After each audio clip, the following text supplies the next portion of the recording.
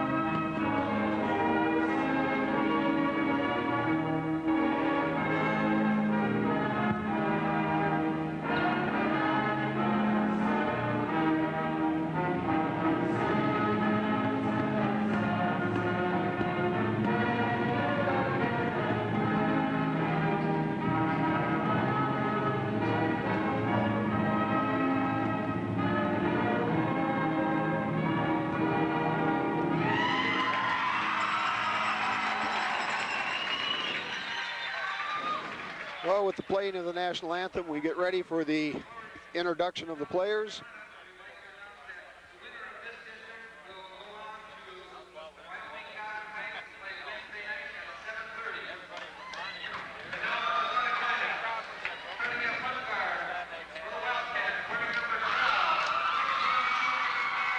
Number 12, Paul Schloff. Schloff, a 6'1" junior. And he's the shooting guard for the Wildcats. Number 14, Jeff Patterson, a 5'8" sophomore. Rich Erdman, number 22. Erdman, also a senior, stands at 5'9". And he's the passing guard, Jeff. Yes, he's the passing guard. He's your point man. He's the man that makes things go. Number 42, Kyle Rouse, a 5'11" junior.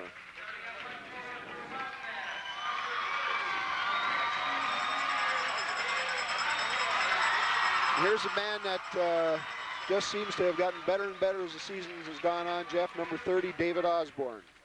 Well, I'm really tickled to see David do that. He's well-deserved of every honor he's going to get after the season. He just had an excellent senior year. Number 32 for the Mason County Central Spartans, 6'4", Greg Thurlow.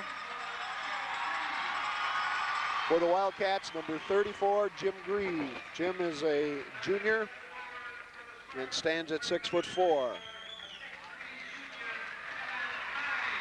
Kevin Kimes for the Spartans, 6'3" and a junior.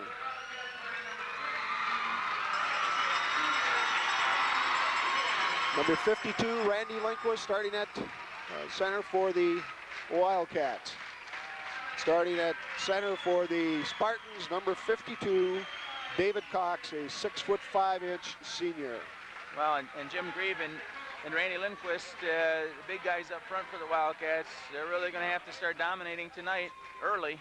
I think that the Spartans are going to try to go inside probably early to make things happen and get those guys in foul trouble, and they've got to just dominate right from the beginning. That's been a key for the Wildcats all year. When we started out the year, Randy Lindquist had a few games where he was in foul trouble, and it really hurts our team when he's sitting on the bench. He moves well without the ball and is able to get the passes from Osborne, Schloff, and Erdman out there and score a lot of points. And when he's on the bench, it's just a different ball club. That's right. Jumping center for the Wildcats will be Grieve, and for the Spartans, Greg Thurl. And Jeff, we could probably get the butterfly nets out for the feeling in Jim Tate's stomach, along with the fans here of the Well, Wildcats. right along with mine, I think, Roger. I really... Tip is controlled by the Wildcats. Nice pass underneath from Erdman into Osborne, but the basket is missed. Thurl brings the ball up the court. Sets the offense for the Spartans.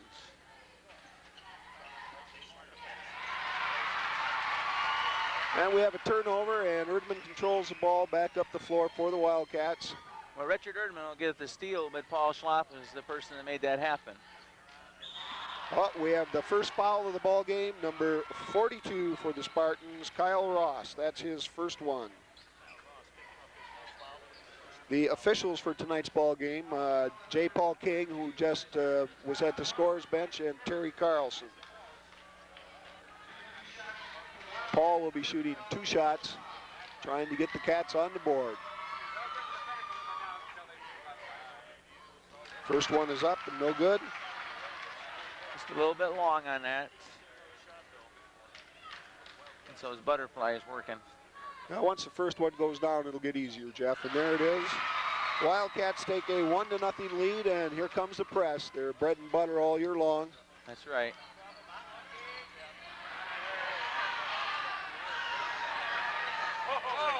Get it over to 32, Thurl inside, and up and no good. The rebound by Schlaff. Brings it down the floor with a little pressure from Thurl. Pass over to Lindquist. Back into Grieve. There's 2 for Osborne. 3-0 Wildcats. You watch Roger, and it's on that press, and you think, boy, they double up a lot, and you think they've got somebody open. And boy, as you watch, nobody seems to be open for the Spartans, and that's just really impressive. We have a little delay in the game, Jeff. I really hate to see this. You get a little momentum going, and then unfortunately your own fans put the stop to it by throwing some debris on the floor. That will be assessed a technical foul if it happens again. Yeah, you don't want to see the Wildcats have to be the victims of a technical foul when they don't have anything to do with it. Right. But that's the way the ruling, and I think it's a good ruling. It's a darn good rule, and I would like to see it called, because that certainly puts an end to it in a hurry. Pass inside to Ross, no good. Again, the Wildcats rebound. Erdman controls the ball after Ross knocked it away. Or, excuse me, that's Jeff Patterson. Inside and off the hands of Randy Lindquist, and the ball goes over to the Spartans.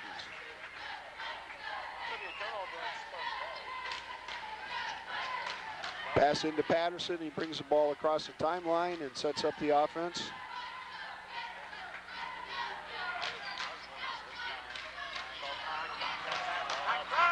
Oh, a nice block by Lindquist. Nice block by Randy Lindquist. Osborne for 2, no good. Rebound by Grieve, back up. We're gonna have a travel. It looked like Jim got his legs tangled up a little bit, and as he went up to shoot it, he took traveling.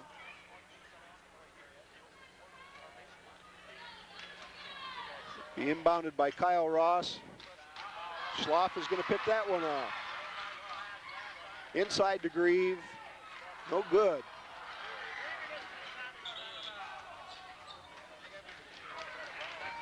The ball will be taken over by the Spartans. Well, the Wildcats have been kind of tentative in putting that ball up. They just got to power it up inside, I think, and it looks draw like the foul. Looks like they're going up in the air and looking almost for someone else to pass to, Jeff. That's exactly what it looks like. Patterson back out front. Over to Thurl. Outside to Ross. Into Patterson. And we're going to have a foul on Richard Erdman. It's his first foul. And we'll have Patterson at the line. I think Richard would have been all right there, except that he swatted at that ball, and even if he didn't touch it, it certainly appears that way to the official.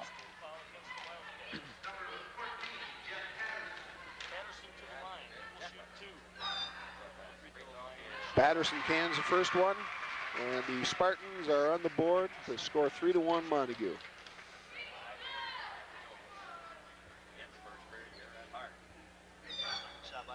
Second one is up, and it's good. And with 5 minutes and 45 seconds to go, 3-2 Wildcats.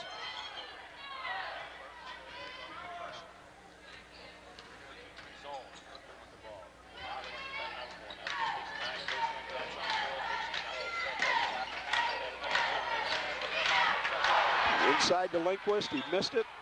Ball goes out of bounds off the Spartans, and the Wildcats will inbound it under their own basket. I think the Wildcats got a pretty good call on that one because Yes, it looked like did. it could have went to the Spartans. The Wildcats have to settle themselves down here, Jeff. They not playing the ball that they normally do. No, you know, their shots just aren't the good shots they've taken all year long. Throw up for two. And the Spartans go on top 4-3 with 5 minutes to go in the first quarter.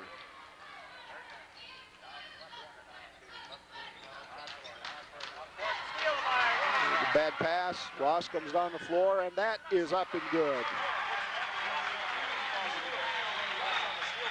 Well, the one thing the Wildcats can't afford, Jeff, is to give the Spartans a feeling that they can play with them. They want to take them out of the ball game early.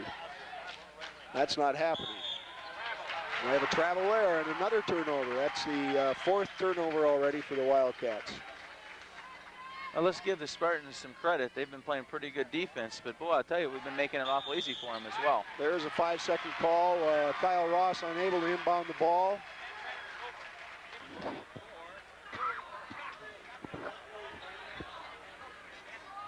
Herdman to inbound it over to Schloff. And Schloff cans two.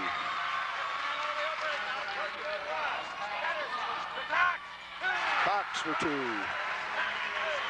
Well, I've been watching here for the last couple of minutes, and I think the Spartan strategy is as soon as that ball here comes out of the net or on a miss, they've got a couple of their ball players just take off down the court, and they're just going to put the ball right off to them as soon as they can. Randy Lindquist called for going over the back of David Cox.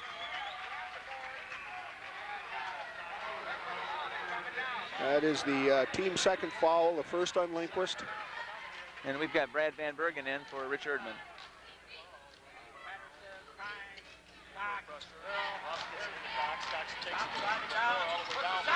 And David Cox makes two more. That puts them up top 10-5, Jeff. Wildcats have to get something going here. Well, whoa, you don't see many like that, Roger. There's one. That's quite a basket. Lindquist is going to get credit for that, I think, but the assist on the pass is going to go to Dave Osborne. Well, maybe that's what it's going to take to get them fired up. Must mean somebody's on their side, Jeff, when something like that goes in. There's a steal by Green. Lindquist up. Rebounded by Osborne. Back to Lindquist, no good. Play is a little rough under there. Well, and they're kind of throwing the ball up, Roger. They've got to put the ball up on a shot. There's the example right there. Oh, Jimmy Green turns it over and then makes a foul.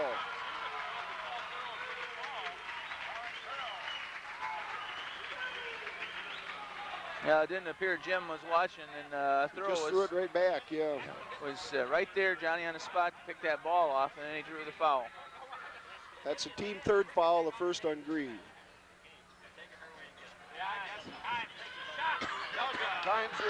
Kimes with the shot, no good. Lindquist gets the rebound. Van Bergen brings the ball down the court.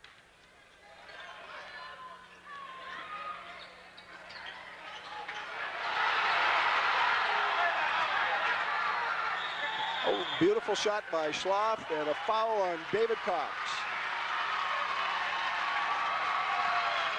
That's his first foul, team second. Schloff to the line.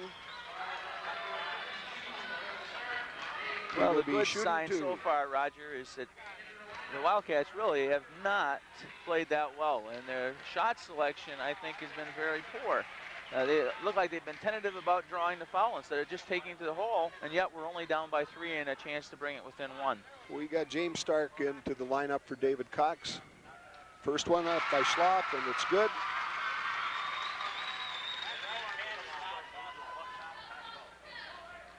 Well, Schloff drew that foul, Jeff, by a little double pump motion in there and got Cox off of his feet. Well, I think it was the same thing you were talking about before. It looked like he was ready to pass it. And then he was up in the air, and there was nobody. Patterson with the ball, back out to Thorough. Kyle Ross, number 42. Stark takes it to the basket. Up by Ross, no good. And Cox is going to check back into the ball game. I think Dwayne Ingram took him out just to cool him down a little bit, Jeff. He was a little hot after that foul call. 2 by Osborne. David Osborne, I think, should do that all night long. Just get him in a pump fake. If he doesn't go for it, then pop it over the top of him. Kimes, no good, in and out, and Grieve gets a rebound. Schloff will bring it down the court. Well, you know, the Spartans are getting good shots. They're just not dropping for them. Rebound by, and we're going to have a foul.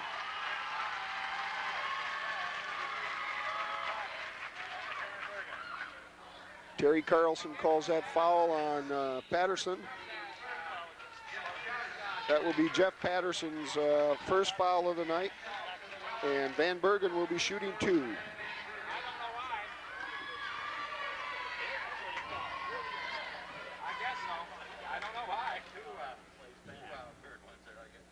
First one is up and good. Well, that rattled around the rim, but Brad got it to fall through. That gives the Wildcats a 12-10 lead. And he drops the second one. Checking into the ball game for the Wildcats would be number 32, Scott Thumser, who will be taking the place of Jimmy Grieve.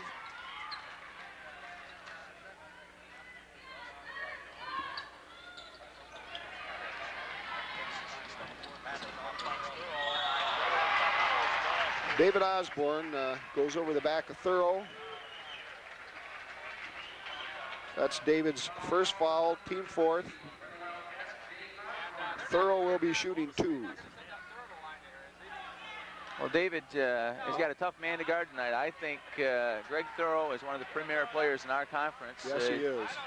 Last year, I believe he was all-conference as the junior when the Spartans went on to the regionals, I believe. David Cox up, no good. Thorough over, good rebound.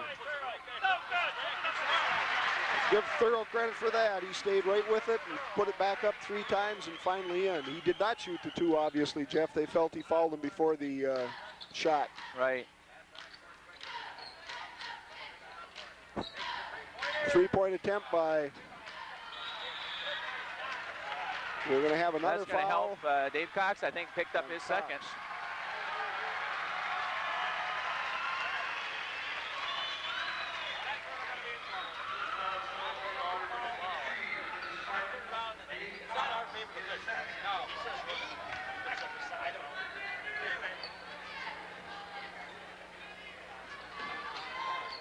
Van Bergen inbounds the ball to Schloff. Schloff for 3, no good.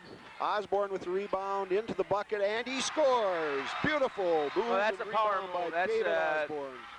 Vintage Dave Osborne. Jim Tate has said right along he's the best player in the league, and I've got to agree with that, Jeff. Well, I certainly agree with it. He just does everything out in the court, everything. Plus provides you leadership. That's right. Wildcats wanted to travel there, but didn't get it. No, I think that was the proper call by the official. He held his foot back. He stepped with that front one.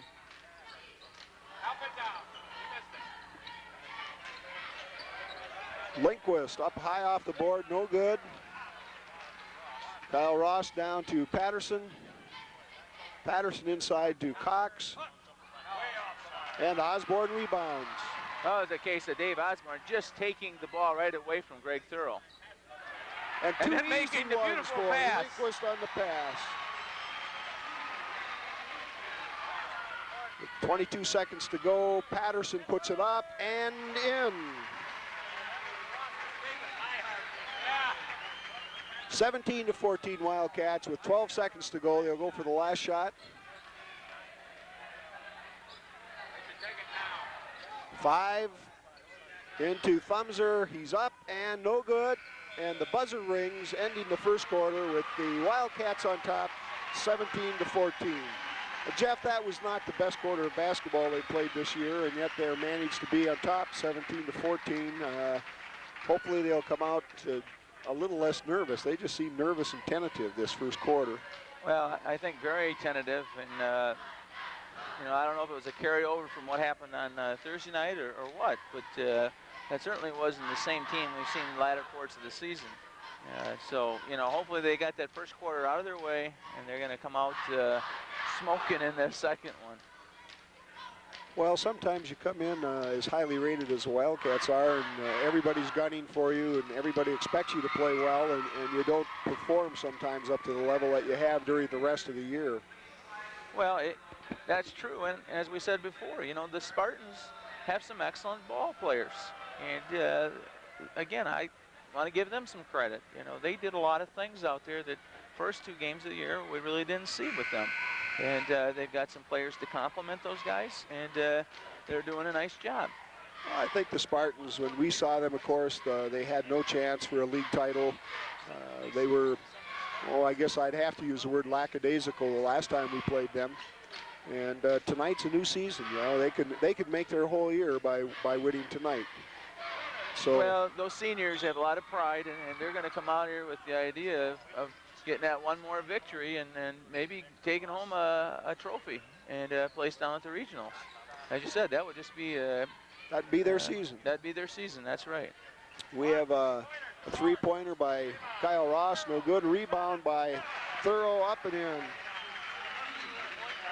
Well, the Wildcats have to stop the Spartans from getting those second shots, especially Greg Thorough. It's going to be out of bounds off Greg Thorough.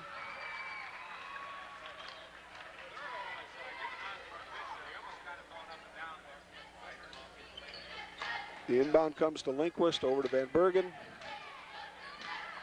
Brad up for 2, no good. The rebound to Osborne.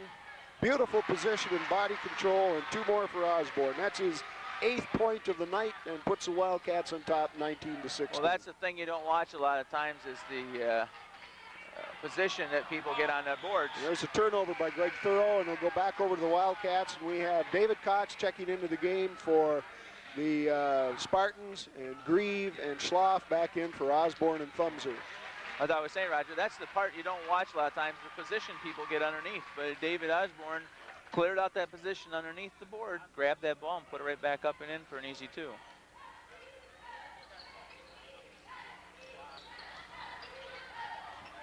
Ever since I can remember, Roger, the Spartans have played that tough 2-3 zone defense, and that's what they're in tonight, and they're really giving the Wildcats fits. Grieve up and in. Nice ball or basket by Grieve. Off balance shot, and it still went in, Jeff. Well, that's what Jim Grieve does so well. You get him the ball inside, and he's going to put it up and in for you. Almost a steal by Schloff, but he tapped it away to Kimes. Inside, Kyle Ross, no good. Rebound to Cox. We're going to have a foul called on Randy Lindquist. Well, Randy held his position, but he put his hands over the top. If he just put his hands straight up, I think he wouldn't have the foul called, but he kind of bent his hands over the top, and Dave Cox made the contact, and he's going to go to the line now to shoot 2. Scott Thumser is going to check in for Randy Lindquist.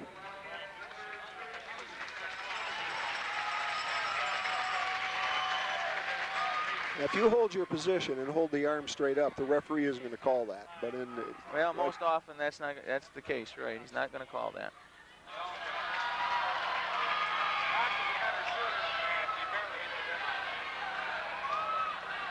Cox misses the first one. Up for the second one. That one's good. The score stands 21-17 with 6 minutes and 20 seconds to go in the first half. Brad Van Bergen, 2 points for Van Bergen. Well, the way Brad's been shooting later on in the year here, boy, you just can't give him that kind of shot. Nearly a turnover by the Spartans. Van Bergen has come off the bench and just done an excellent job. But we're going to call that on Erdman. Well, Well, it left Thorough open. open, and he knew what to do with that ball. Take it to the hole, and Richard just couldn't quite get there quick enough and drew that foul. That's his second. Erdman is being taken out along with Thumser.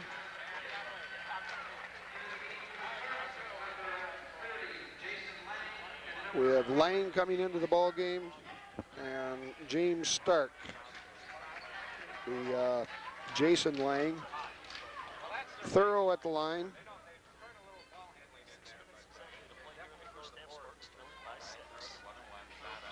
No good. Rebound again by Osborne. Well, I don't know if you noticed that, Roger, but David just cleared his man right out, and that ball there was nobody in the area but Dave Osborne. The Spartans were really sleeping on that. They didn't even come off the line at all. Three-pointer by Schloff, no good. Kimes with the rebound, down to Thorough.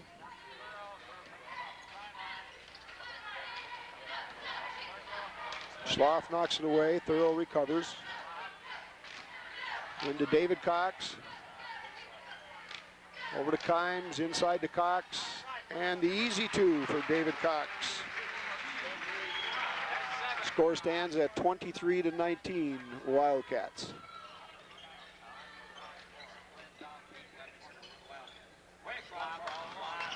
Cross-court pass to Schloff, up, no good. Rebound cleared out by Kevin Kimes, down to James Stark. Kimes up from the free throw line, and it's good. Well, you can't give Kevin Kimes that kind of shot that open, and he'll knock it down 90% of the time. Excellent offensive player. J.J. Flynn brings the ball up for the Wildcats.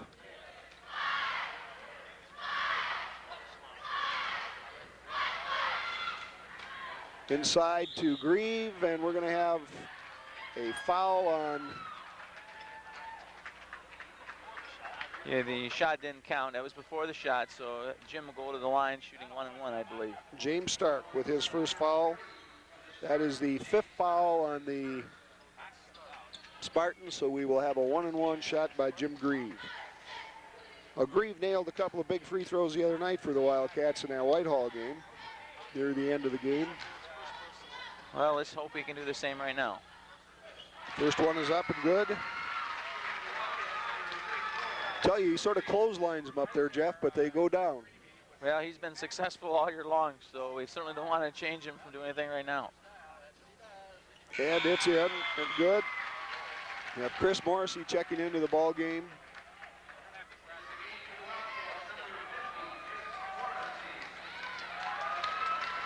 And he's checking in for J.J. Flynn. Probably to provide a little more defensive strength underneath on those big guys, Jeff.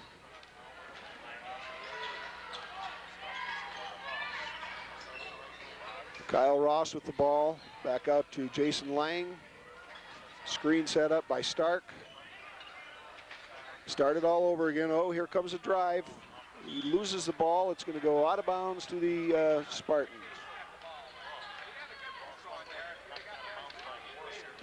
Grieve tapped that we're one lucky away. that he missed that one because Yes, we are. he was by his man. Thorough back over to Stark, back inside, and Paul Schloff is over the back of Thorough. That is Paul's first foul. That's the 7th team foul for the Wildcats. Thorough will be shooting a 1-1. Well, I see a lot better movement by the Spartans on offense. I noticed that in the last half of our last game with them at Montague. They're moving much better, and a number of times the Cats are playing behind them. And you don't want to do that against some of these Spartans because they can get that ball inside and put that ball in. First one is up and good. Moves the Mason County Central Spartans score to 22 as opposed to Montague's 25. Thorough stands up for the second one.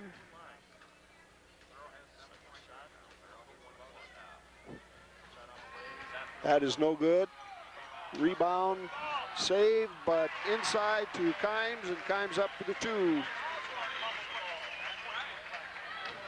Osborne had no one to get it into when he recovered it from out of bounds.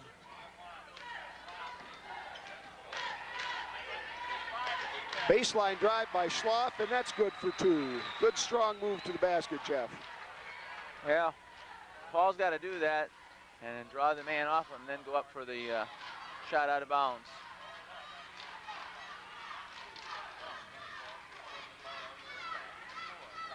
Stark will inbound the ball.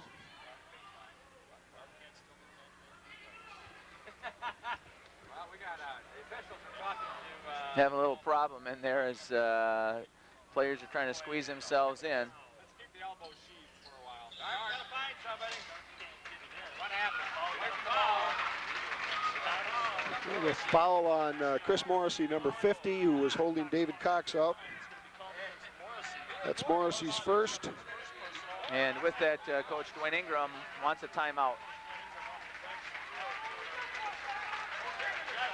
Dwayne is talking to J. Paul King. Must be about the positioning on that. Out of bounds plays.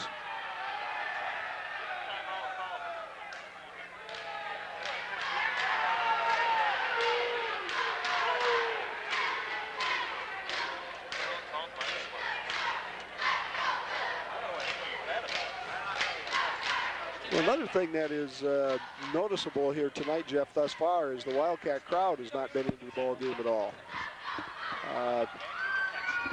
They've got to get fired up. Well, that's for sure. Right now, the Spartans are playing even ball with them. And now we're going to have David Cox at the line when we go back out. Cox thus far has 7 points and will be shooting a 1-and-1. You know, and as I look at this ball game, I don't want the Spartans to be at a point in the game with 2 minutes left where they can win it. You got to put them away because they've got some dangerous ball players. If it comes down to the line, down to the end of the game, it's going to be anybody's game if it's close. The Spartans cannot be counted on to roll over and play dead, certainly. First one by David Cox, up and good.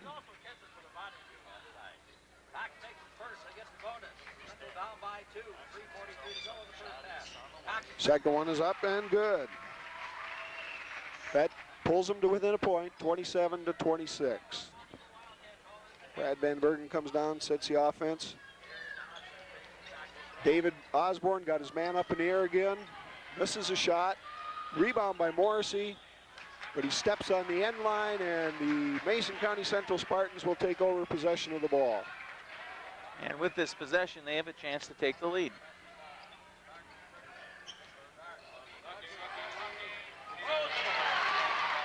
And Morrissey up for 2, and he will be fouled on the shot. Oh, what a big play. They inbounded the ball. Morrissey stole it, had a clear shot at the basket, a clear lane to the basket, went in and made the 2, and now we'll shoot the free throw.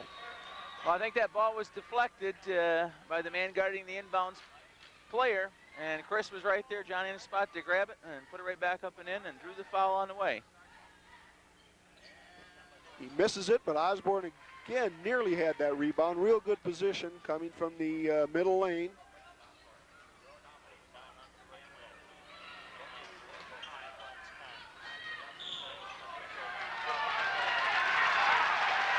We've got the third foul of the night called there on was a David good Cox. call. I don't know if we picked that up on the camera or not, but Brad Van Bergen was trying to get to his guys, and he just got popped right in the chops by Dave Cox. Well, so it appears, and I hate to comment on the air, Jeff, about this, but David Cox has somewhat lost his composure out there, and I think that hasn't helped a lot. He's disputed every call against him thus far tonight. He's too good a ball player to do that. He doesn't need to do that. They need him out on the court, and he can't afford to be sitting on the bench with them in this ball game.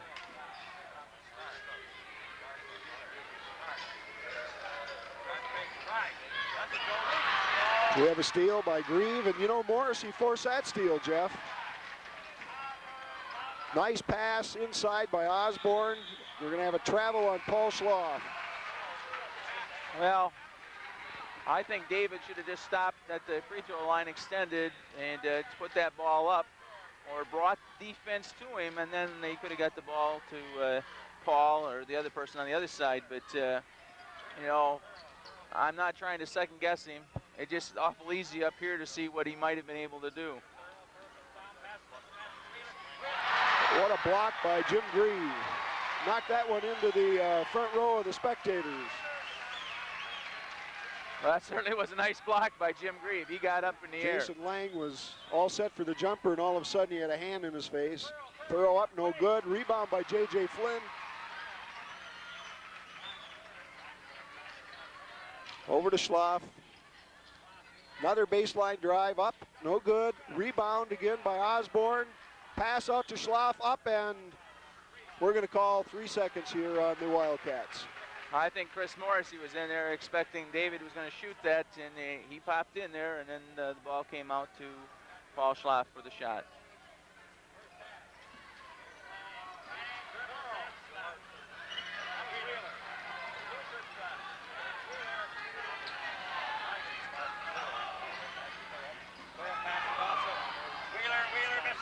Rebound by Schlaff. We're going to have a foul called on number 24 from the Spartans. That is Todd Wheeler. Went over Paul Schlaff's back.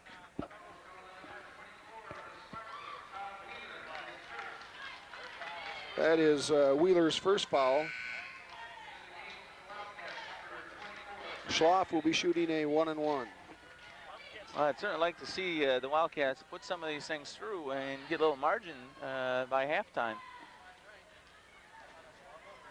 They've got to force the Spartans out of their game, and they just have not been able to do that.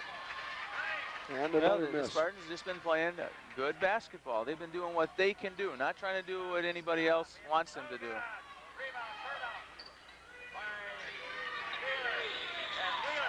J.J. Flynn fouls Wheeler. Well, Is it Lang? that probably wasn't a very good foul by JJ. He just reached in and got him on the arm as he was going by. I think he could have moved his feet a little bit quicker and got better position and stopped him that way. It's Jason Lang who will be shooting the free throw, not Wheeler, as I first said. Boy, both teams, Roger, having trouble at the foul line. Just not doing very well at all there. And both of them, I've got to believe, are better than that. Well, the Spartans have had some good shots all night long, not able to put them in, and the same with the Wildcats. Osborne back over to Van Bergen. Stolen by, that was stolen by Wheeler. Well, those hurt. When you work that hard as the Spartans did to intercept that, to just throw it back and give the Wildcats the ball out.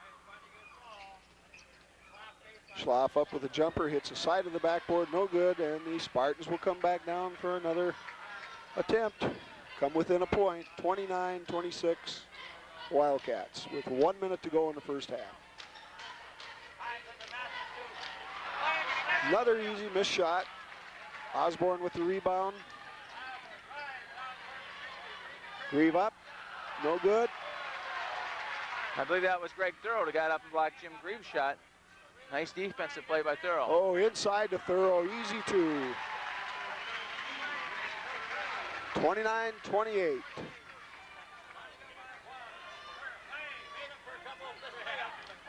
Now it appears that the Wildcats now are going to go for the one.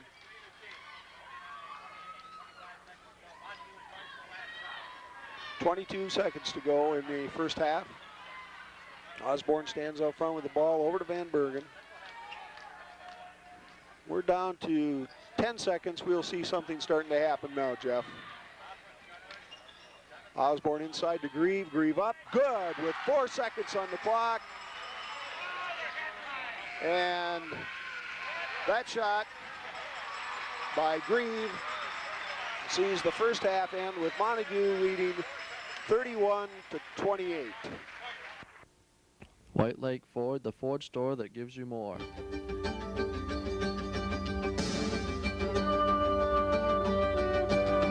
It runs with a beauty, an inner strength, a force that sets it apart.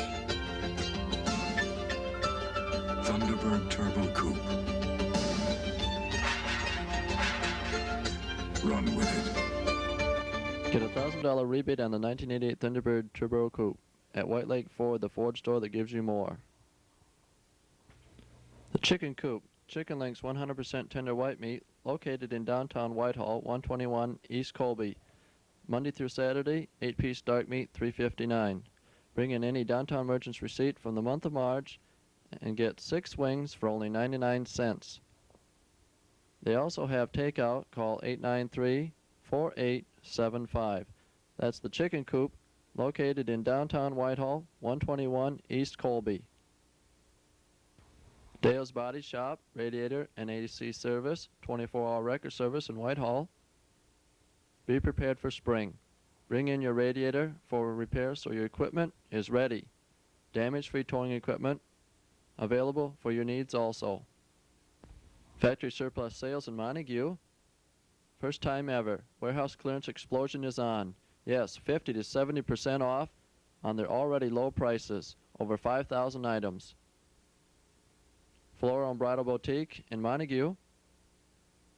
Stop in and see our complete one-stop bridal shop. We have prom dresses, shoes, corsages, and boutonnieres too. Your friendly bridal and flower shop. Scenic Gardens Greenhouse in Whitehall. Decorate your home or church this Easter with a beautiful Easter lily or spring blooming plant.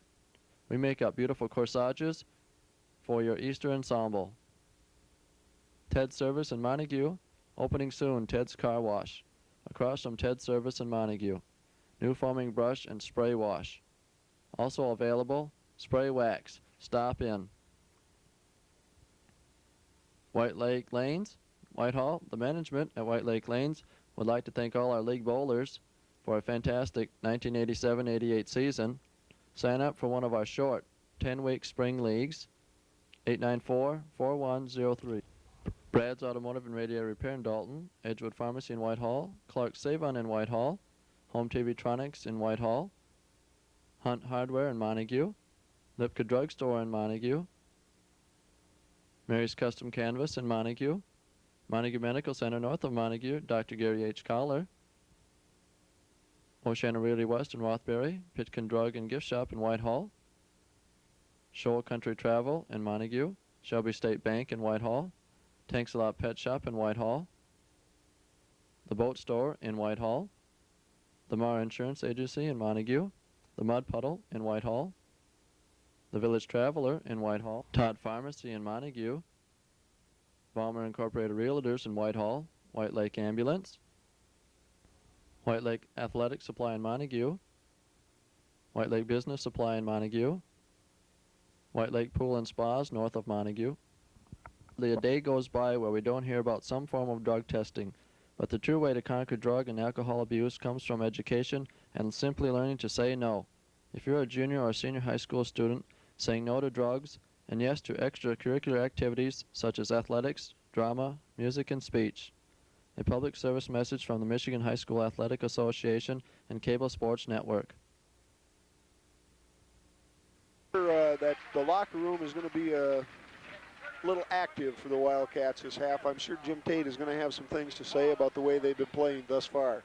Well, I got to feel that Coach Dwayne Ingram's got to feel real good about his team's performance out there tonight to stay within 3 of the Wildcats and frustrate them on the offensive end numerous times.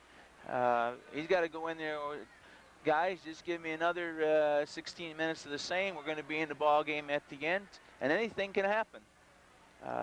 On the other hand, Coach Tate, I'm sure, is very disappointed with his team's performance tonight, and I'm sure he's going to have a few choice words for him at halftime. You know what? It's a matter of, guys, it's now or never, because there is no more tomorrow. We mentioned that at the beginning of this program, that you lose now and it's all over. And you know, they're just a better ball team that is not playing very well tonight at all. They've just got to, I don't know, I think they're intense. Well, you know they are. They've been that way all year, but they're just a little bit tentative. They're not doing the same things with the same assuredness that they have been all year, and that has hurt them. They get up in the air, and instead of shooting the ball, they're looking around for someone to pass it to, and And I'm sure what Coach Tate is going to say is, guys, you know, you got here by coming down the floor, by putting the ball up, by making the good pass, by just doing it instinctively instead of having to think about it. Let's quit thinking about it out there and just play like you have all year. And if they come back out in the second half and do that, Jeff, they'll be fine. Well, and that's the whole key. They just got to come out and play their game, as we said before. If they do that, I think they can pull away from the Spartans. Again, as I said, though, if they don't, if they continue to play the Spartans game, per se, anything can happen. And I don't even want to think about that. No, that's right. There are a lot of good teams in the state who have compiled fine records all year, and then the district tournament comes and bang, it's all over. And you certainly wouldn't want to see that happen to the Wildcats tonight. A case in point, you know, poor Muskegon Catholic doesn't win a game all year, Jeff, and they get into the districts over there and win their first one. You know, anything can happen. And with the way the Spartans are, they are obviously a better team than Muskegon Catholic is, and so they certainly could pull the upset. Well, that's true. You know, you can look at it a couple of different ways. From here on out, there's going to be one team that's going to win their final game.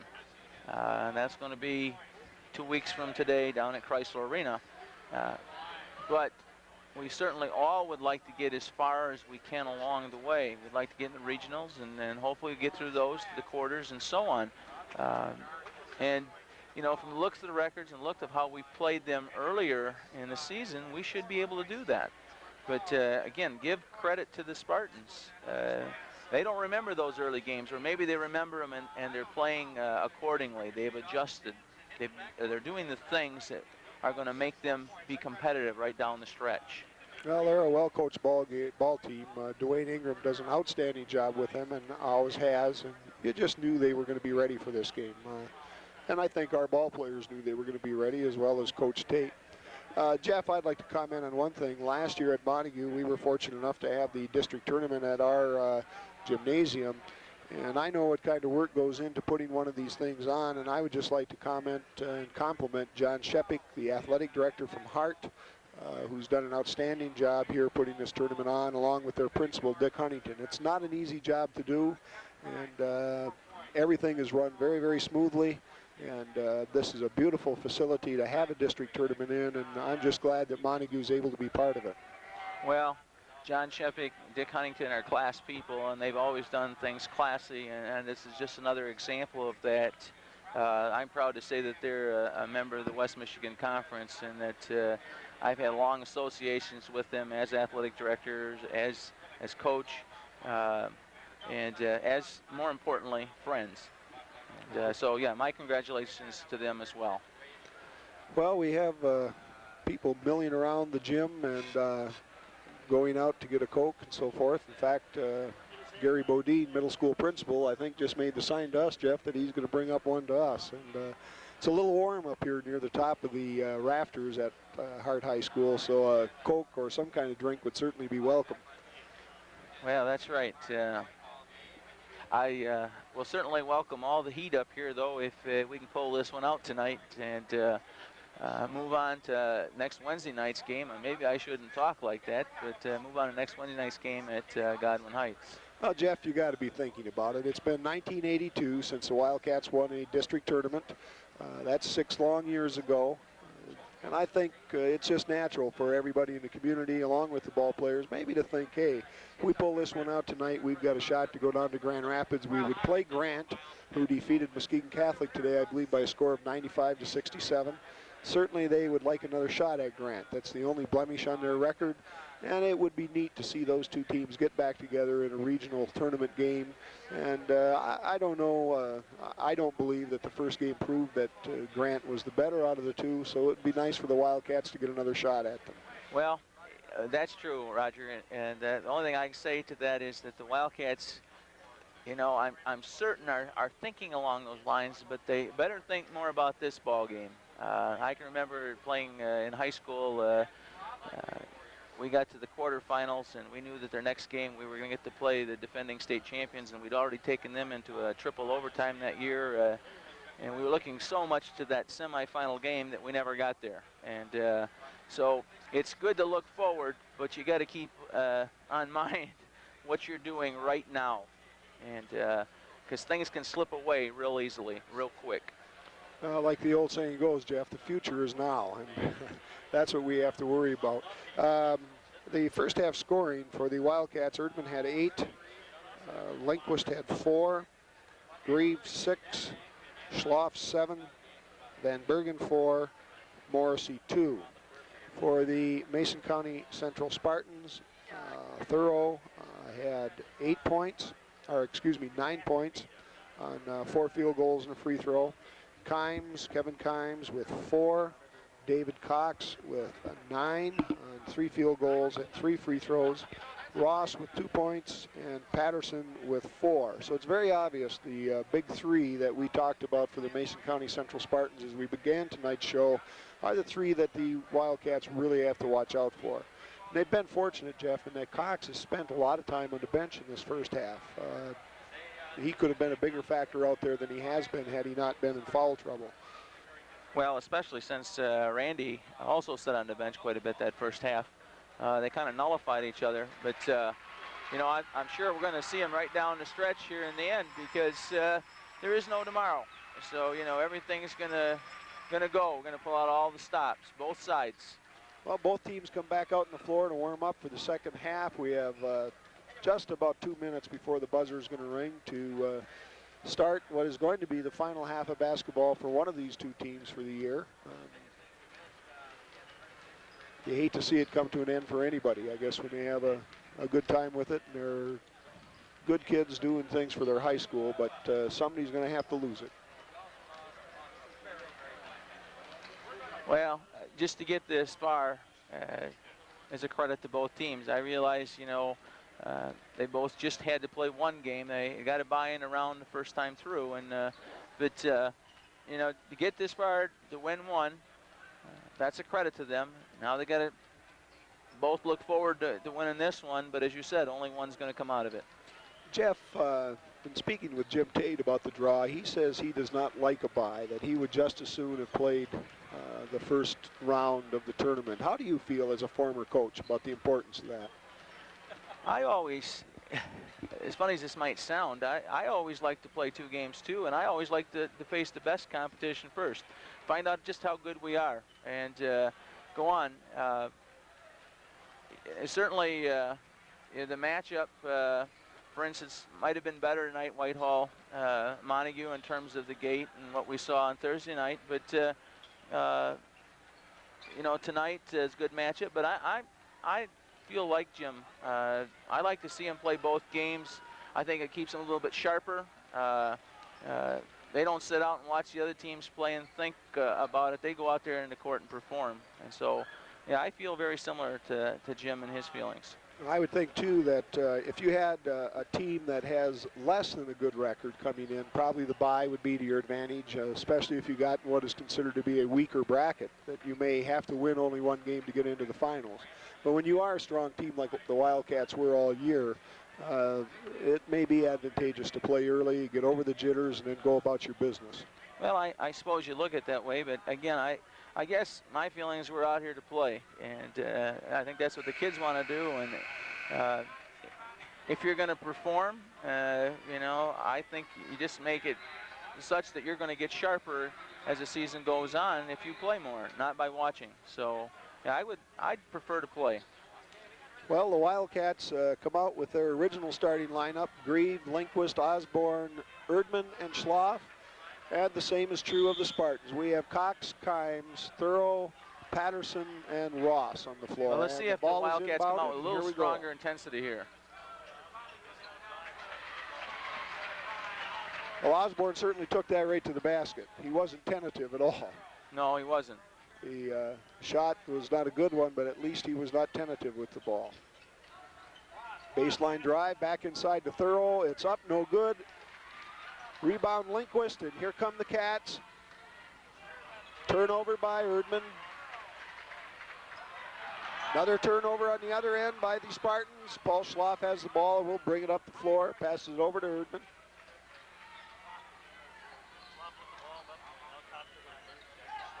Inside to Lindquist. Up and good for Randy Lindquist. And the Cats are on the board in the second half and take a 33-28 lead. Well, the Spartans almost cost themselves an opportunity there, but they were lucky to get the ball back on a Kyle bad Ross pass. passed it inside, and Randy knocked it away, but no one was able to capitalize on the ball as it was on the floor. Kyle Ross up, no good. Rebound again by Lindquist. Makes a difference with him in the ball game. Well, the Wildcats got to make something good happen here too. Rebound Grieve, back up, and it's good. 2 points for Jim Grieve.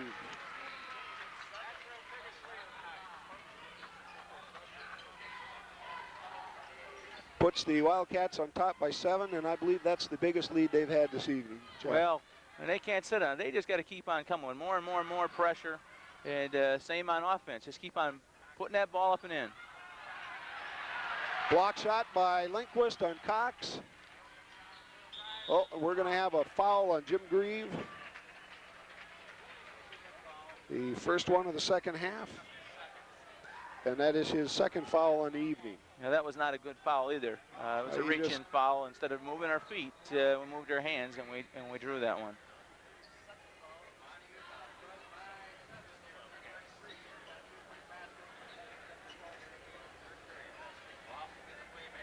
Ross will inbound the ball into Thorough. Knocked away by Erdman. However, the Cats cannot control it, and Ross for 2. Well, Ross made that one, but I still think that's the player we want to be shooting the ball. We don't want the big 3 doing it. Inside from Lindquist to Grieve, no good. Rebound Thorough. Knocked away momentarily by Osborne, but Thorough controls it. Puts up the jumper, and it's good. Well, all of a sudden, we're right back where we started when the whistle blew to start this half.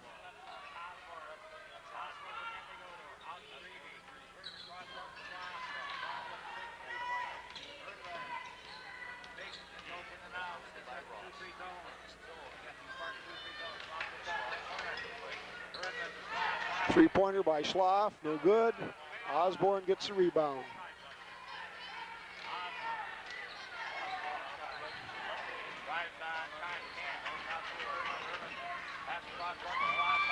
Baseline drive, nice drive by Paul Schloff, and he gets the 2. Yeah, now they've got to turn up the intensity on the defensive end, as they've done very well on offensive.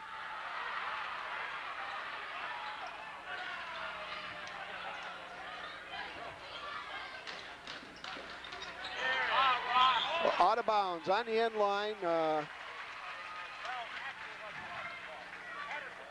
Patterson threw that ball over to Ross, and it was not a good pass, and it ended up on the out-of-bounds line. Possession to the Wildcats. Well, Patterson's a lot like Rich Erdman, very quick, and I think he sometimes goes a little bit too quick for his own business. That happened to be the case there, and got out of control and got away from him. Thorough took that one to the basket beautifully, but unable to capitalize on it. Oh, what a pass by Osborne, and one back from Osborne, or from Schloff to Lindquist, and we're going to have a travel. I think Paul should have taken that shot that time, Jeff. Well, that's one of those cases where you're unselfish, but you're right. He was right underneath the basket, and he passed it back for a 10-foot shot instead of a 3-foot shot.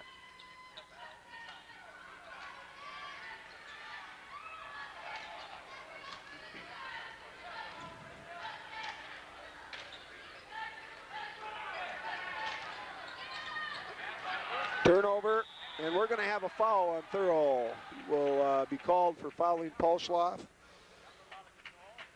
That's Thorough's first foul of the night. The Spartans' first of the second half, and the possession will go to the Wildcats.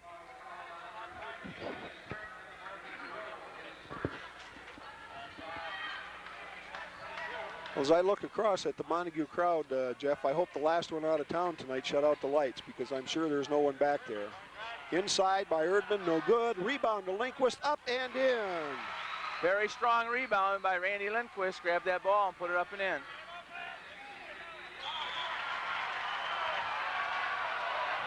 Well, The referee evidently saw something I didn't, but he called it back out of bounds to the Spartans. I believe Scott Thumser may have gotten a hand on it as it came by. Scott says no, but controlled by the Wildcats. Erdman brings it down, sets it up. That's smart play by Rich Erdman.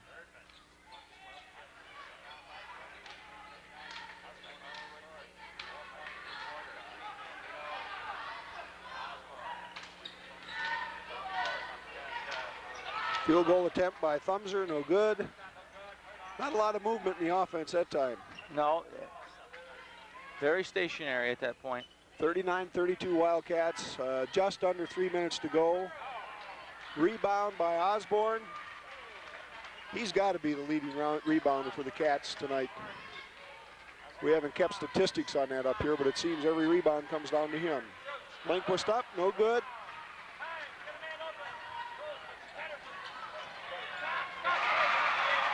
Cox for two.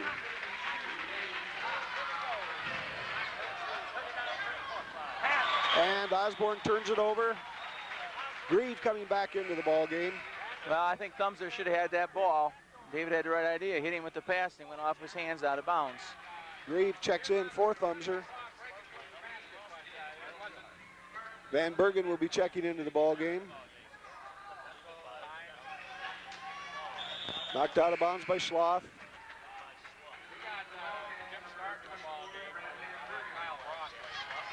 Stark checks into the ball game for the Spartans in place of Kyle Ross. Van Bergen in for Schloff.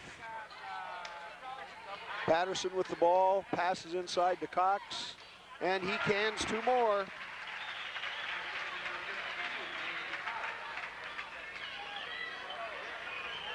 When Dave Cox gets that ball inside that close, it's going to be almost automatic too.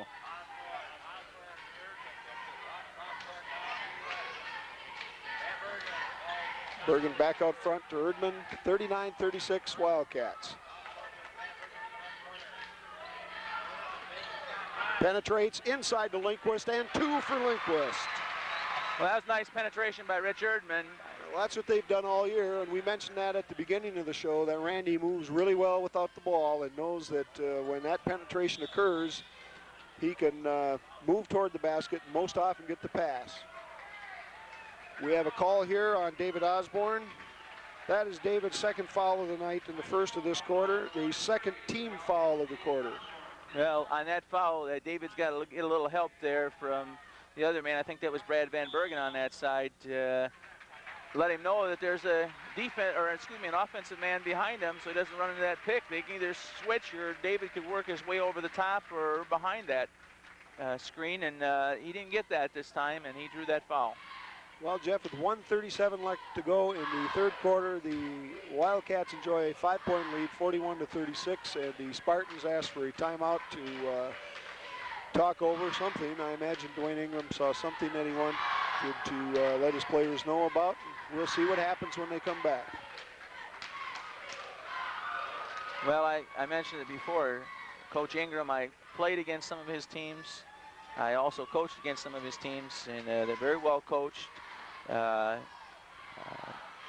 sure he saw something, and at this point is trying to get the players to recognize that out in the court and take advantage of whatever it was that he saw.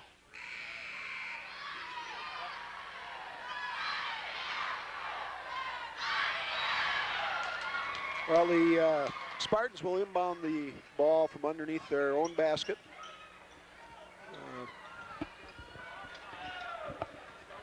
James Stark will inbound it into Thurl. Back out to Patterson.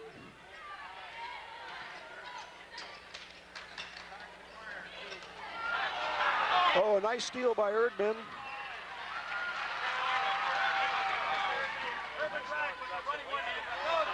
Rebound by Grieve on the shot, missed shot by Erdman.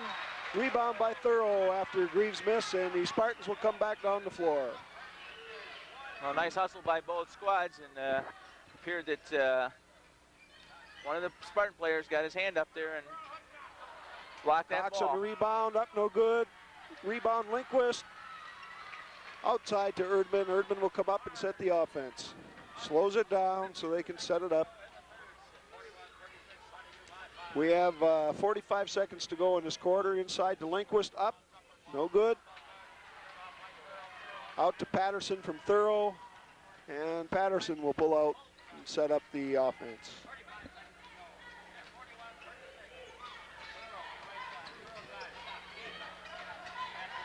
Throw into Kimes, Kimes shoots, it's going to be good.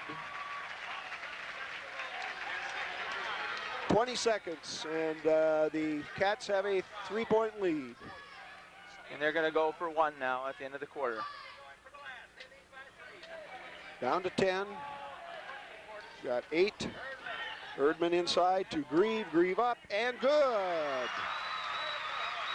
With 2 seconds left, the Spartans throw it down the court to little avail, and we have a 43-38 game in favor of Montague, and we go into the fourth quarter with the district championship on the line. Well, kind of a repeat at the end of the half, Roger, as Grieve got the ball with 2 seconds there and popped it in here with 3 seconds and did the same thing to give the Cats now a 5-point lead as they've upped that margin by 2 points this last quarter. Well, and that also is a momentum builder. You come back out on the floor after getting those points, and they hope, of course, that they can continue to be alive and get the ball inside. And, well, we're down to the final 8 minutes of the season for somebody. I believe the Spartans will inbound the ball to begin the fourth quarter.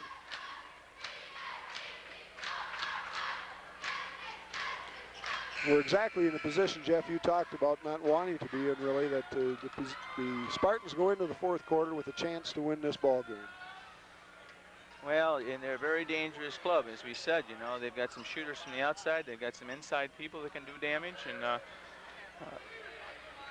you know, it's a little scary right now. Oh, a steal by Erdman.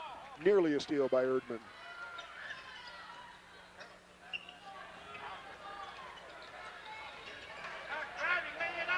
Nice drive by Stark, got by Grieve for the 2 points, and that's his first 2 of the night.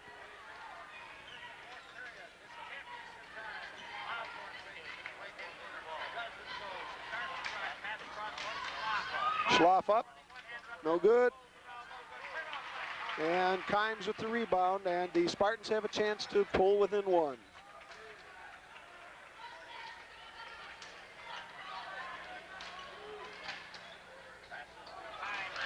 It's a steal by Erdman. Nice, beautiful pass to Grieve for the 2. Well, you wonder sometimes where Richard sees them, but he always seems to find them. Another example, beautiful assist. That's why he's the conference assist leader. A big steal and a big assist. It could have been 1, and now they're back up by 5. So a 4-point swing on that, Jeff. Thorough up and good.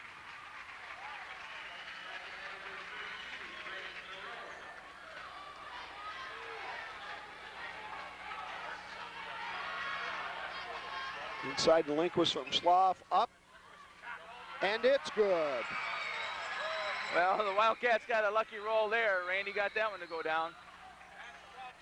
Well, I think it was an omen of things to come when one went off his hand in the first quarter and went in. Stark with another nice drive and 2. They can't let that man beat him, Jeff. They just can't. That's right. The big 3 do, that's one thing, but you can't let those other guys do that. 3-pointer for Schloff, no good. And here they come again with a chance to pull within 1.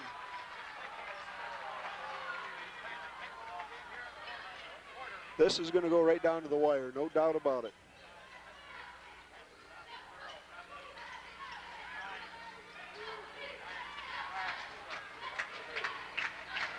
Here comes Stark again with a looked like he was going to drive, but didn't. Well, I think their idea is they've noticed maybe they can beat Jimmy Grieve on a drive, and that's what they're trying to do. They're an awful patient team. No good. Lindquist with the rebound out to Osborne, and they will set it up. 5:20 to go in this district final game between the Spartans of Mason County and the Wildcats of Montague. Osborne up, no good. Schloff with the rebound, he puts it up, no good. Thorough with the rebound, and Stark will bring the ball down the floor for the Spartans. Well, the Spartan hopefuls trying to get their team charged up to take over here. Stark gets Grieve up in the air, passes inside. I think we had a 3-second call inside. Again, one of those where Dave Cox went inside to position himself for the rebound, and he gets a pass instead, and that's the 3-second call most of the time. Thumbs are into the ball game for Grieve. Erdman up to set his team.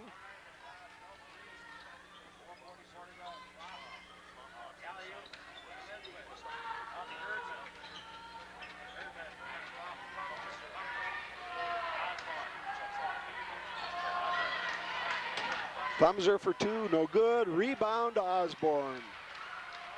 He just smells the ball, Jeff. Inside, and we're going to have a foul. That is the fourth foul.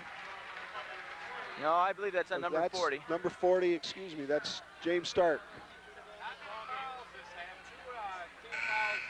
Well, if you notice what they're doing now is they're quickly doubling down on Randy because they know the Wildcats are going to go there every chance they can. And so every time the ball goes there, they've got two guys down on Randy.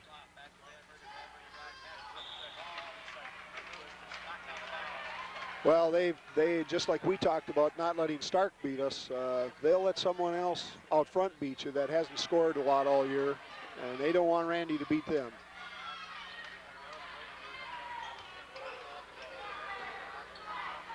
We're down to 4 minutes and 5 seconds. Thumbs are in, no good. And at 47-44, here come the Spartans. Well, I can't tell you how many shots, Roger, are falling off that front of the part of that rim for the Wildcats, and most of the season it's gone the other way. They've fallen in. Thorough into Kimes. And we have a ball game with 3:41 to go. 47-46 Wildcats. Osborne up, off the basket and good. And as he's done all year, when you need a basket, there's David Osborne. I'm sure Coach Dwayne Ingram's not happy about that as this player went for the steal and came up short, and David had a nice, easy shot. You can't give David that shot off the glass. No. Just as we've talked about, you can't give the Spartans some. You can't do that with David either. Cox up, no good. Thorough over, and with the rebound, puts it back up. And we again have a 1-point ball game with 1 minute to go, or rather 3 minutes to go. And the Wildcats call a timeout. Now that may have looked like a shot by David Cox, but I think that was a set pattern as he went up and just looked like he was going to shoot.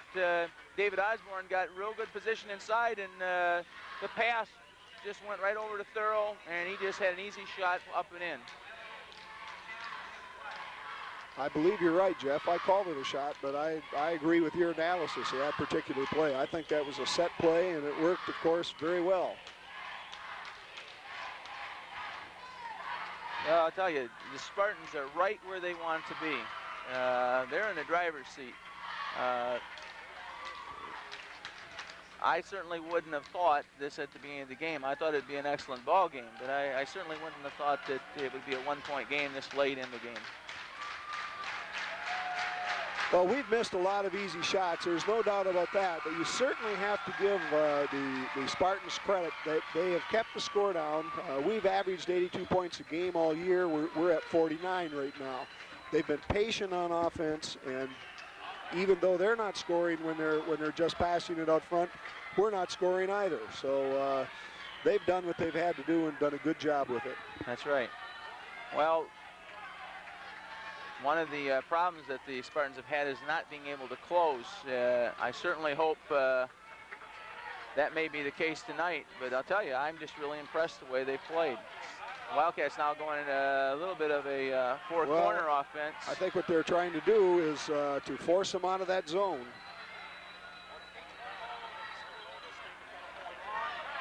We got You got to be careful to move that ball and not hang on to it too long. 5 seconds to move it to another player. We got the count going now. 2:25 to go in the ball game.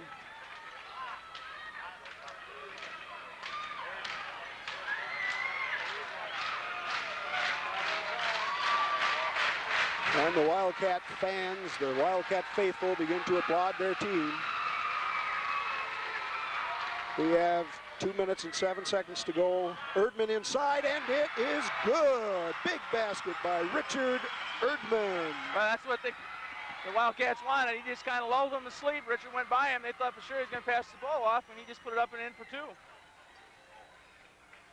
Well, if they can keep the Spartans from countering here, Jeff, they'll have to feel a lot better about things. Well, that was a foul on Randy. Cox got the inside position, and Randy got his arm on the way up, so he'll go to the line shooting 2. 51-48 Wildcats, and as you say, Cox will be at the line for 2 free throws. Erdman out of the ball game, and Van Bergen, number 24, takes his place. Or rather, Grieve takes his place. Van Bergen was already in the game.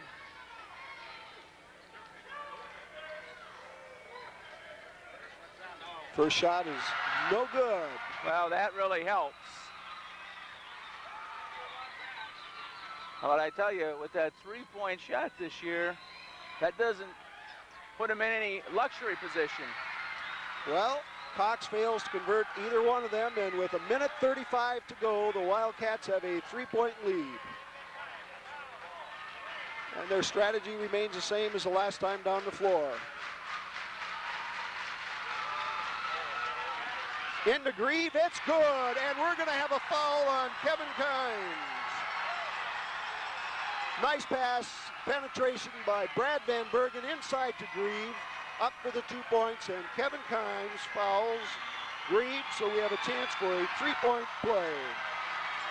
Well, I think the Spartans thought they were going to stay out there a little bit longer both times, and the Cats took it to the hole and then drew those back guys up to them, and our big men slipped in behind and got the easy 2. And in this case, not only did they get the easy 2, but they drew the foul. Now the Spartans are behind the 8 ball. Makes a big difference when you're down, what are we here? 5 points as opposed to the 3. And of course we have a chance, the Wildcats have a chance to go up 6. Well, you know, if people watching this game, they'll say, well, you wonder why Coach Tate maybe didn't go to this earlier. I'm sure he had it in the back of his mind, but always felt his kids could do the things they've done all year. And not only that, you want to have something left up your sleeve at the end of the ball game. And again, the kids have done a lot of good things this year, and this is just another example of how hard they can play and the good things that they can do when they do that. Well, that 2-3 zone, Jeff, has had them bottled up all night long, and what the coach did, set it up to pull them out of that a little bit so they could penetrate and pass off inside, and it worked. But I think you're right. You saved that for just the position he did. I think that was a very good coaching move and coaching strategy. Well, I just think that's excellent coaching, and Coach Ray Schloff and Coach Jim Tate down there working together. It just no just good by Grieve. Job. Patterson out front with the ball. Over to Stark. Back, nice pass to Kynes. He's up, and it is good. Back to within 3, and we have a press from the Spartans. Down the floor to Osborne, and David Osborne with 55 seconds left. No, that was a good call. That was a good call. That ball was knocked out of his hand. He retrieved it, and it's in the air. He can come down on either side of the line. That was a good call.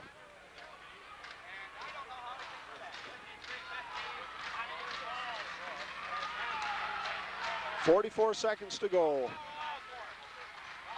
I get the ball in Dave Osborne's hands. Lindquist inside, and we have Cox, David Cox, with his 4th foul, which is not that important at this point, the number of fouls. The important thing right now is that Mr. Randy Lindquist has to stand up there and stick them in the hole, Jeff. Yes, he does. He has to put them in right now. That was a good foul by Dave Cox. He will be exactly shooting what he had to to do. 53-50 Wildcats, 34 seconds to go. Randy steps back to the line. The referee hands him the ball.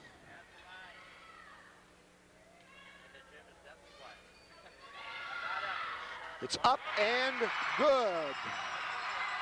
I could feel Randy's heart beating up here, Roger. But he got that one to drop.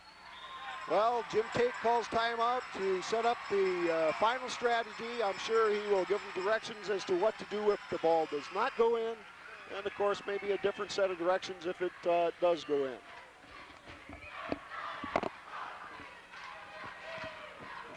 (54 to 50), 34 seconds, timeout.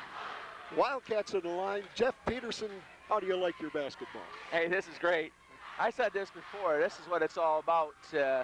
Watching high school basketball is just fantastic. There's nowhere to beat it. High school sports. You take a group of kids as they come through the school. They work together. You get the kids out for a team. It's just fantastic. You don't go out to different communities and pull in their players to get the best team around, and it's just, as I said, it's just great. Well, the outcome of this game definitely is still up in the air. It's still anybody's ball game, but you gotta feel a little better if you're standing on the side of the Wildcats than the Spartans at this point. I noticed Kevin Kimes chiding Randy Lindquist as he came back out, both players smiling. That's just good sportsmanship. It's up, no good. Rebound, Grieve, and he passes it back outside. Van Bergen with the ball, and he's going to be fouled, and that's a good fall by Patterson.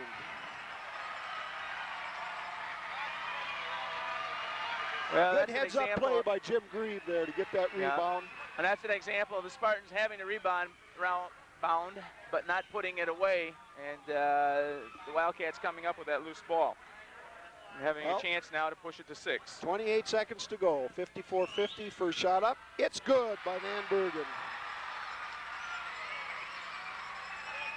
You know, I just can't say enough about that kid. He's a competitor. Oh, he really is. He's just done an excellent job for him all year long, and he's a vital part of that ball team. Patterson inside to Cox. It's good. Here we'll see the press again. We have a foul on Kevin Kimes, and that's a good foul. That's a good foul, and the Spartans are smart about it. They're not getting the two-shot intentional. They're going after the ball. So it's very intelligent play, and again, that's coaching. Well, Van Bergen for a 1-and-1 with 15 seconds to go. And now that three-point play will loom large if the Wildcats fail to convert this. Timeout by the Spartans, I'm sure, to try to ice the free throw shooter. Well, I would say if the Spartans were to get this ball and shoot it up, if it's a two-point shot, then the Wildcats probably are going to have anywhere from 7 to 8 seconds left on the clock. I wouldn't be in any too much of a rush to get to the ball, and I certainly would take my time getting it inbounds. But then you got to be careful. You can't take too long and have that 5-second count go against you either. You don't want them to have the ball in a position where they can win it. Where they can win it. 1 second left, and anything can happen. They want to be able to do is inbound it, get it back down to our end of the court, and then let things happen as they may. But I'll tell you what, Jeff, a free throw or two here would look very good. It certainly will take a little pressure off. Well, I was impressed with the way Van Bergen stood up and drilled the first one, and he did not miss the second one that badly. No, and I suspect you'll see the same thing this time. He'll put it up there. Brad's got a lot of confidence in himself, and he'll put it down.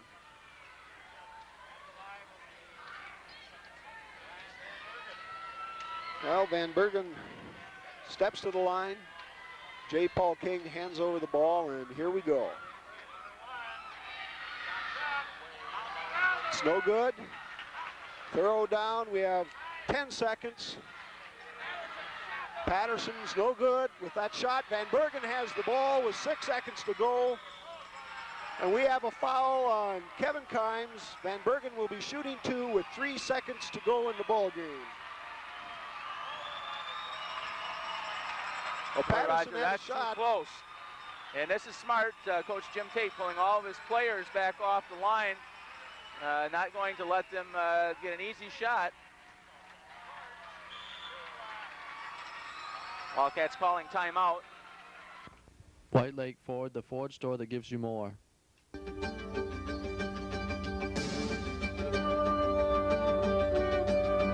It runs with a beauty, an inner strength, a force that sets it apart. Thunderbird Turbo Coupe. Run with it. Get a $1,000 rebate on the 1988 Thunderbird Turbo Coupe at White Lake Ford, the Ford store that gives you more. Well, yeah, I just said it 15 seconds ago, but I say it again. In the old days, this ball game is over right now with 3 seconds to go. That's right. But But now with it's that not. three-point shot, boy, I'll tell you, things can change real quick. And, you know, not only that, but if you go up and try to block that thing, it goes in, and you put your hand on the man, it could be a 4-point play. Well, I think it's important for the Wildcats to stand back like Jim Tate apparently is going to have them do, and put enough pressure on so they have to shoot it from the other side of the half line anyway. Well, you might want to put some pressure on it, but I'll tell you, you don't want to get within 2 feet of the man. You don't want to lunge towards him. And, again, if they're going to put it in from that far, well, there's not much you're going to do about it at that point. So, well, we were both down together 2 years ago in Chrysler Arena, Jeff, and we remember the young man from Saginaw, Buena Vista, who threw it in from about 60 feet. And, right, but I'll bet you Chris Coles couldn't do that again if he tried. I It believe certainly that was came the at the only 2 right points. moment in his life, though. The only 2 that Coles had all night were Right. those 2. Now Van Bergen for 2. First one is up. It's no good. It's all right. He's got another one.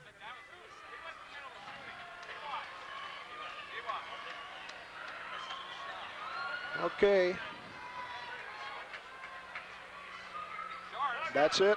Oh, and he gets his own rebounds, and the Wildcats And that's are it. district champions. Oh, boy, that's Oh, a big I play. can't The believe Spartans are all going Just towards the other can't end. believe it. Oh, 55-52. The Montague Wildcats prevail over the Mason County Central Spartans. I'll tell you, there's a bunch of proud Wildcats, but I'll tell you something else. Those Spartans have nothing at all to feel bad about. They just played one heck of a ball game and gave the Wildcats tremendous game. every bit they wanted. They did what they had to do. They came here. They did not let the Wildcats ever once tonight take them out of their ball game. They never gave them an inch, not 1 inch. They just played them even up all night long. And my hat's off to them. And I'm sure that the Wildcats are going to have to regroup a little bit here before next Wednesday. And yet, I've said this all along, it's good that they've had some of these close ones as well. I know Coach Dan Beckman is here tonight scouting us, and I'm sure he's looking for some flaws, and maybe have seen some tonight.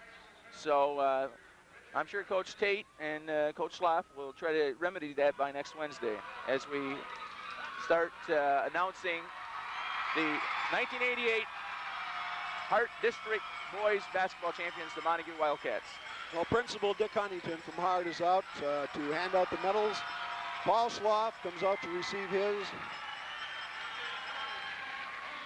Keith Bloomquist.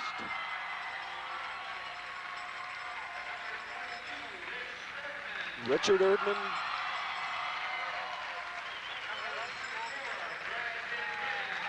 Bradley Van Bergen.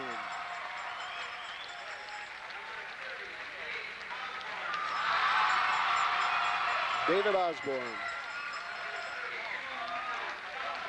Scott Thumser.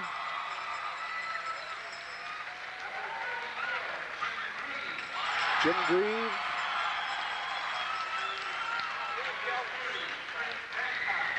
Curtis Babcock.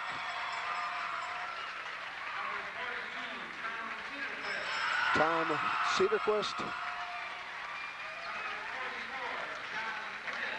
J.J. Flynn. Chris Morrissey. I'll tell you, Chris Morrissey got a big bucket there for us tonight. That's for certain. And number 52, Randy Lindquist.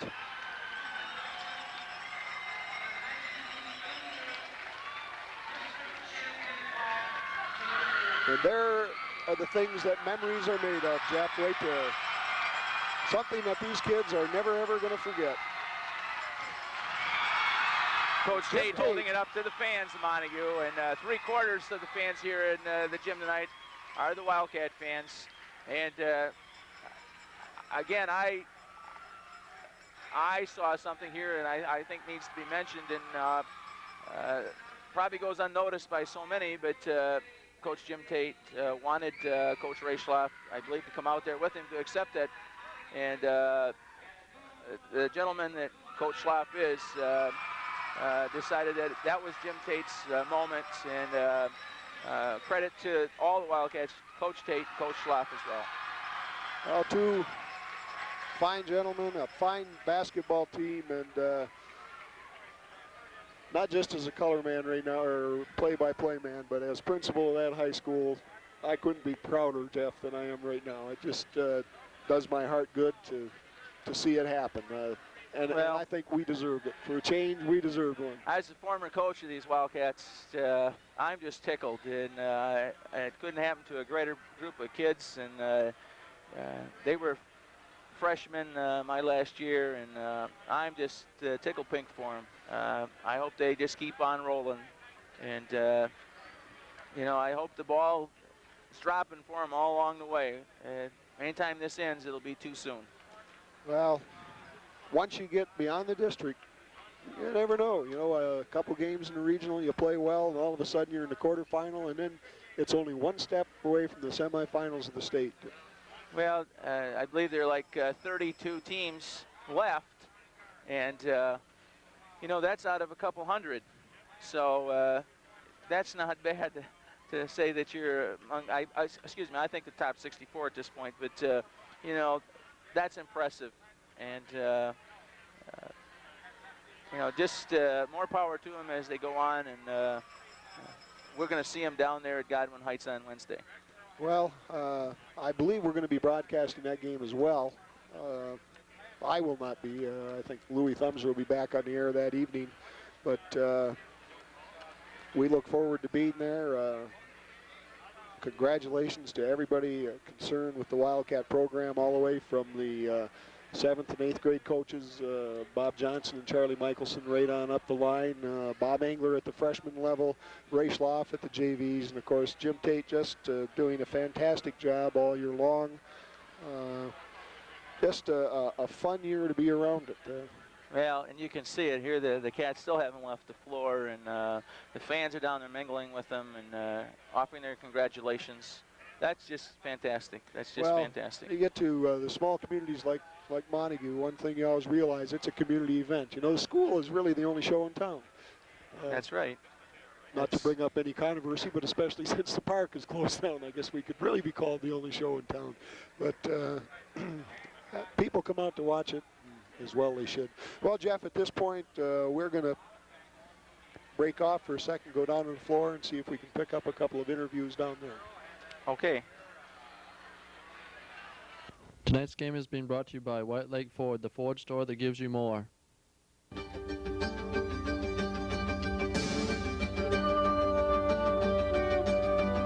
runs with a beauty, an inner strength, a force that sets it apart. Thunderbird Turbo Coupe. Run with it. Get a $1,000 rebate on the 88 Thunderbird Turbo Coupe at White Lake Ford, the Ford store that gives you more, in Whitehall. Brad's Automotive and Radiator Repair north of Dalton, Edgewood Pharmacy in Whitehall, Clark Savon in Whitehall, Home TV Tronics in Whitehall, Hunt Hardware in Montague, Lipka Drugstore in Montague, Mary's Custom Canvas in Montague, Montague Medical Center north of Montague, Dr. Gary H. Collier, Oceana Realty West in Rothbury, Pitkin Drugs and Gift Shop in Whitehall, Shoal Country Travel in Montague, Shelby State Bank in Whitehall, Tanks a Lot Pet Shop in Whitehall, the Boat Store in Whitehall, the Mar Insurance Agency in Montague, the Mud Puddle in Whitehall, the Village Traveler in Whitehall, Todd Pharmacy in Montague, Valmer Incorporated Realtors in Whitehall, White Lake Ambulance, White Lake Athletic Supply in Montague, White Lake Business Supply in Montague, White Lake Pool and Spas in Montague. On Wednesday, March 16th at 7:30 p.m., the Michigan High School Athletic Association Class C basketball finals will take place at Garden Heights High School gym in Wyoming. This is an excellent opportunity for you to see high school sports at its best. Make plans now to attend this year's championship. A public service message from the Michigan High School Athletic Association and Cable Sports Network. Is the winning coach of the Montague Wildcats, Jim Tate. Jim, let me congratulate you. I know your hand's probably about ready to fall off with all the congratulations you've had tonight, but what a victory. Yeah, it sure was. I'm tickled for the kids. There was a whole lot more pressure on them than most people realize. I knew that going into the tournament. When you obviously have the best record in the area, you're playing teams you've already handled easily twice. You have a tendency to play not to lose. And we were tighter than a drum tonight. And there's nothing, absolutely nothing you can do about that except continue to play hard and just hope that things turn for you. We had a lot of big plays by a lot of different kids. I was proud as I could be of Jim Grieve and Rich Erdman and Brad Van Bergen and Dave Osborne in the fourth quarter. They made so many big plays. And the thing that I like about this team is in a tough situation like that, we've got a lot of kids that want the ball, that are willing to go in there and take a tough shot, that are willing to go to the free throw line. And a lot of teams, you see kids run from the ball and they don't want any part of it at the end of the game. And win, lose, or draw, I'm behind them 100%. We took a calculated risk in the fourth quarter up 49-48. And anybody that's coached knows when you pull it out and go four corners in that kind of a situation, you have no offensive momentum at all. But I knew that if we were tight, as we had been in the fourth quarter against that zone defense up, that it was not going to be real good if we were down. It was just going to get worse. So I wanted them to come out and get in their second defense, which is man-to-man, and see if we could take advantage of our ball handling skills and get it inside. And the kids did a great job running it. We got some inside shots, and turned out to be the difference in the game. It could also have been the difference for Mason County if we hadn't scored, if Rich hadn't hit that big hoop. But he wanted the shot, he felt comfortable, he took it, and he made it. And I guess in the final analysis, that's what really counts. Kind of a stroke of genius going and pulling it out, but as it turned out, and going that four corners. But I know that's a little scary when you do that. You get a 1 point lead, and as you said, you don't know if your kids are going to, at times I thought maybe they were going to get a 5-second call out there. You're going to stand around, and we weren't able to penetrate that zone. But then, boy, when we pulled it out, that opened it up, and they just hit those seams and got the ball inside, and that was the ball game. Yeah, you know yourself, Jeff. You've been in there many times. The reason you make all this money in coaching is to make those kinds of decisions, and it was just you coach with your heart and with your stomach, and I just felt like it was the right thing to do at the time, and could have turned out to be the wrong thing. I might make a decision next Wednesday night that's absolutely horse manure, you know, and we end up losing, but you kind of have to live with that. But the kids had confidence. When I talked about it in the huddle, I looked in their eyes, and I think they felt it was the right thing to do. And plus, we had Mason County in a situation where they only had 2 team fouls, and I felt like they would give us about 20 or 30 seconds before they came out, and even then, if they started fouling us, that we could still maybe take another 20 or 30 seconds off until they got in the bonus. We had our best free throw shooters out there, and I just felt like we had a lot of things going for us before, you know, when that decision was made. Did you want Richard to go to the basket that early? When Richard took the shot, I grabbed a hold of Ray's arm. I said, no, Rich. Nice shot, Rich. But Rich is one of those kids that you got to give a lot of leash to, because he can make so many great plays, and if you restrict a kid like that, then you take away the thing he can do best. And Rich has got a lot of heart, he's got a lot of courage, and he was willing to live with the fact that if he missed a shot, you know, we might lose. And I love kids like that. I love kids that are willing to put themselves in that kind of a situation, and it just shows you how much confidence they have. Well, that's what makes champions out of kids like that. That's why they were district champions tonight. Yeah, well, Jeff mentioned when Rich came in, he said it was just like Mason County went back in their heels because they expected him to penetrate just a little ways and throw the ball back out like he had the previous times, and he just kept coming and put the shot up, and then it went. Yeah, I don't know if he was a little confused, because when we were in the zone offense, I told him that they were going to play back and give him the shot, and I said, if you can take it in a seam, take it in there and shoot it. And, well, there was a seam, and he shot it, and he made it. So. The other thing, I don't mean to take anything away from the Spartans, because I just think they played excellent ball, and they've got some excellent ball players. And but you get the idea maybe the kids were looking ahead just a little bit to win. I mean, it's hard not to. I don't know if we were looking ahead or if we were just trying to get this one out of the way. I think the kids came over here hoping we would play well, and I don't know how convinced in their heart they were that we were going to play well.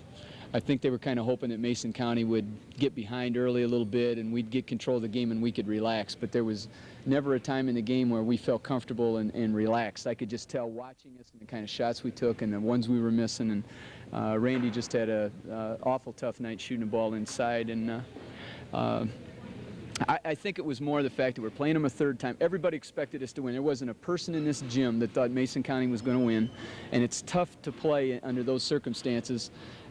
Professionals, but it's really tough on 17-year-old kids. That's right. Everybody except Mason County. Everybody except Mason County, and there were 15 or 16 people over there that thought they could do it, and they darn near did. Well, it was a ball game where we never got more than 7 points ahead at any one time, and several times down the court near the end of the ball game they had a chance to pull within one, and they would turn it over or miss the shot. We'd come back and have a chance to go up 5 and couldn't do it, and it was agony watching it for me, so I can imagine what it must have been for you and Ray on the bench. Yeah, he's still shaking. It's it's awfully frustrating because I wanted the kids to play well tonight. They wanted to play well tonight. The crowd wanted them to play well tonight, and I really don't think we played badly, but we didn't shoot the ball in the basket like we usually do, and you can do 100 things right, Jeff. You know this, and if you don't shoot it in the hole, you don't look very good. And you can do a lot of things wrong, and if the ball goes in, everybody says, "Wow, what a team!" You know, it's a funny thing about basketball, I guess. Well, we had a little game, as you guys, and Ray Schaff laughingly told me, he said, I suppose they're going to accuse me of being the free throw coach now. I'd like to know who coached that one shot that Randy had early in the ball game. I don't know, but I told Ray at the time, I said, maybe we ought to try that play again. It's the only thing that's going in the hole right now for us.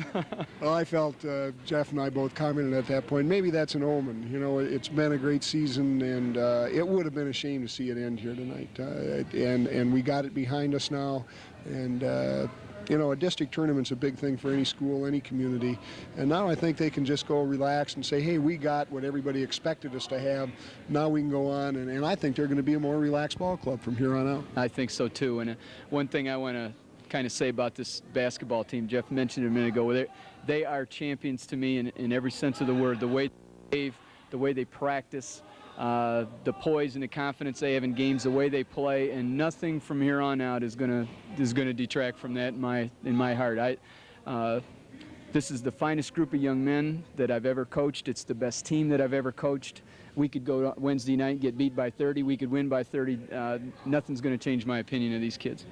Well, I've been associated with Montague schools for 5 years, and we've had some fine athletes and fine kids come through in the 5 years I've been there, and it's been a pleasure dealing with everybody I've had to deal with. But this year has been, of course, especially neat. Being in education 22 years as I have, I can only remember 2 other basketball teams that I could follow through a district tournament.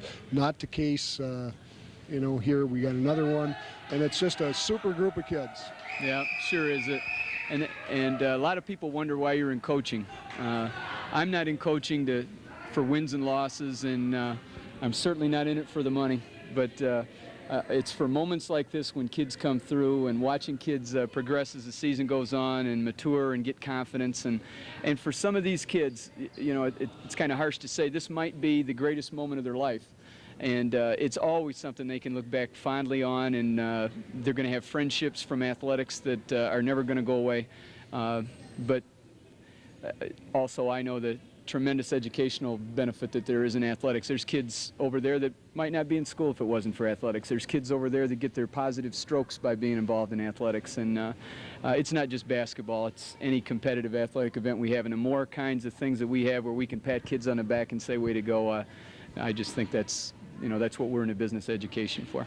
Well, as an administrator, school administrator, you go to meetings and you do things, and there are times that athletics are justly criticized because they do not create character, they create characters. And I think the number one thing that I'm proud of with our program, it has created character. They are nice kids, and our program is successful because of that. And I'm 5 feet off the ground. I'm just proud of you, proud of the team, and proud of everybody associated with Jim. And again, I congratulate you. Thanks. I'm right up there with you at 5 feet, too.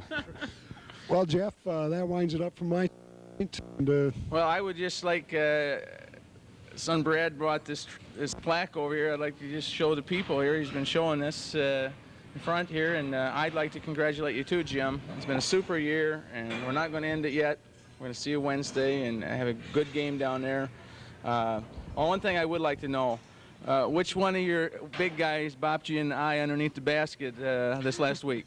That's what all the kids at practice want to know. I play in a Jelly Belly basketball league on Sunday, and I didn't block the guy out. If I'd have blocked him out, fundamental, if I block him out, I don't get hit in the eye, but I didn't block him out and I got elbowed, so it wasn't my wife. Everybody thinks it was my wife. It wasn't her. Well, it's a good thing we got color cameras because I'm sure it'll show up. And again, Jim, congratulations and savor the victory, and we'll see you on Wednesday night. Okay, thank you. This is Roger Finland and Jeff Peterson. Good night, and thank you for joining us. Thank you. The Class C Regional start Wednesday, March 16th, featuring Montague versus Grant at the Garden Heights High School in Wyoming. It'll be replayed Thursday, March 17th at 8 p.m.